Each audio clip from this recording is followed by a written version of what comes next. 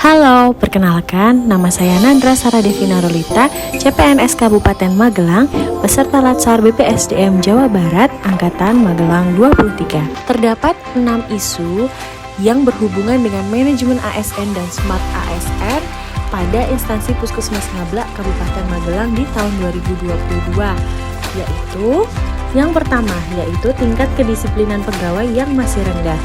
Sistem absensi yang masih menggunakan sistem manual di mana ASN menulis secara manual jam kedatangan, jam pulang, dan tanda tangan serta sistem absensi fingerprint yang sudah lama tidak berjalan. Hal ini menyebabkan ASN sering datang terlambat dan pulang sebelum jam kerja berakhir. ASN yang datang terlambat dan pulang sebelum jam kerja berakhir akan berdampak pada kegiatan pelayanan di puskesmas.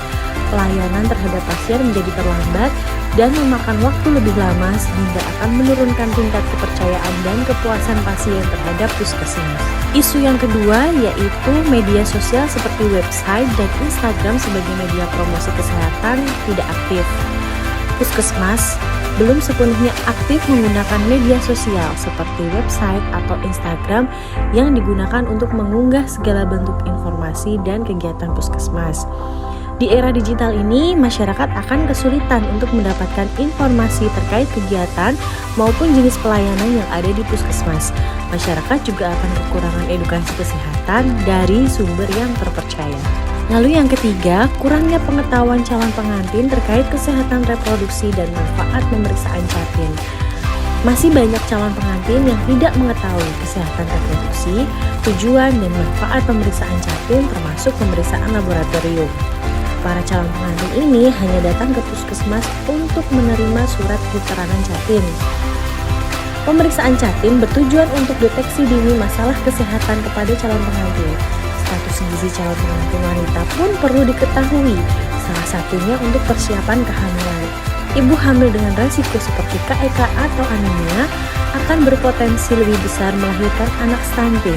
Hal ini akan berdampak bagi peningkatan angka kejadian stunting di Indonesia.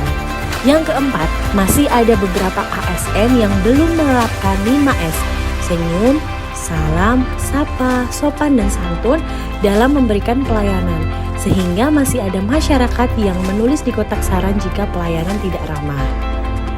Pasien akan merasa tidak nyaman dan tidak diperhatikan, yang akan mengakibatkan citra buruk puskesmas dalam memberikan pelayanan. Lalu yang kelima, kurang optimalnya pemberian inform konsen kepada calon atau akseptor KB. Calon akseptor KB ini tidak diberikan inform konsen dulu sebelum dilakukan tindakan. Akseptor yang tidak diberikan inform konsen beresiko mendapat pelayanan yang tidak sesuai. Bila terjadi sesuatu hal, tidak ada landasan hukum yang melindungi. Lalu yang keenam yaitu proses sterilisasi alat medis yang masih belum efektif. Proses sterilisasi masih dilakukan dengan autoklav manual, belum menggunakan autoklav otomatis atau sterilisator kering seperti sterilisator ozon atau sinar inframerah. Sterilisasi autoklav manual menggunakan ketinggian air yang harus tetap tersedia di dalam alat. Sterilisasi ini tidak dapat ditinggal dalam waktu lama. Setelah suhu mencapai 121 derajat Celcius setelah 15 menit, jika tidak dimatikan maka suhu akan terus naik, air dapat habis dan alat dapat meledak. Hal ini tidak efisien karena petugas harus menunggu proses sterilisasi di tempat, padahal jika menggunakan autoklav otomatis atau ozon, selama proses sterilisasi petugas bisa melakukan pekerjaan lain. Kemudian berdasarkan pemetaan dan identifikasi isu yang telah dipaparkan, saya melakukan proses analisis isu untuk menentukan isu mana yang merupakan prioritas yang dapat dicarikan solusi. Yang pertama, APKL, aktual problematik, kelayakan dan layak.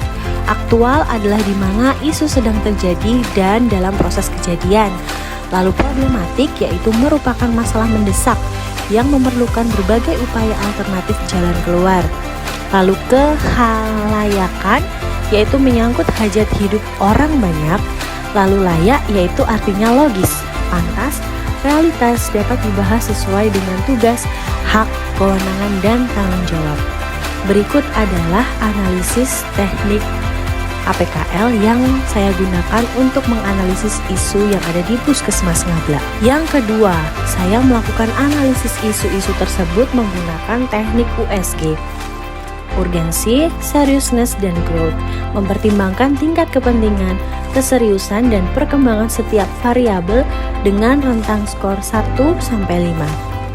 Berikut adalah analisis teknik USG yang telah saya lakukan terhadap 6 isu yang ada di Puskesmas Ngabla. Terlihat pada tabel tersebut, nilai yang paling tinggi yaitu adalah isu nomor 3, kurangnya pengetahuan calon pengantin terkait kesehatan reproduksi dan manfaat pemeriksaan janin. Isu inilah yang akan dianalisis untuk dicari tahu apa saja rekomendasi penyelesaian yang tepat untuk diusulkan. Yang ketiga yaitu analisis isu teknik menggunakan fishbone diagram. Yang pertama yaitu MEN, di mana kurang pengetahuan masyarakat, minimnya kesadaran terhadap kesehatan reproduksi. Lalu metode, faktornya yaitu belum pernah ada penyuluhan dan belum ada media edukasi. Selanjutnya environment atau lingkungan, yaitu akses ke fasilitas kesehatan sulit dan adanya tradisi pernikahan dini. Yang terakhir material, yaitu waktu luang dan pendidikan. Kemudian hal-hal inilah yang mengakibatkan kurangnya pengetahuan Catin tentang kesehatan reproduksi dan manfaat pemeriksaan Catin. Berdasarkan hasil analisis isu menggunakan fishbone tersebut, rekomendasi penyelesaian isunya adalah 1. Membuat video edukasi dan mengunggahnya di media sosial terkait kesehatan reproduksi dan manfaat pemeriksaan Catin. Yang kedua yaitu membuka konsultasi via WA bagi Catin yang masih kurang paham terkait kesehatan reproduksi. Yang ketiga, memantau kesehatan Catin yang memiliki resiko tinggi seperti usia muda, KEK, dan anemia. Yang keempat yaitu memberikan edukasi kesehatan pada Catin setelah pemeriksaan selesai dilakukan. Yang kelima, berkoordinasi dengan bidan desa dan kader kesehatan untuk memberikan edukasi bagi remaja melalui posyandu remaja yang ada di wilayahnya masing-masing. Sekian video pemaparan terkait analisis isu dan gagasan kreatif yang dapat saya lakukan di instansi tempat saya bekerja, yaitu Puskesmas Ngabla. Terima kasih. Wassalamualaikum warahmatullahi wabarakatuh.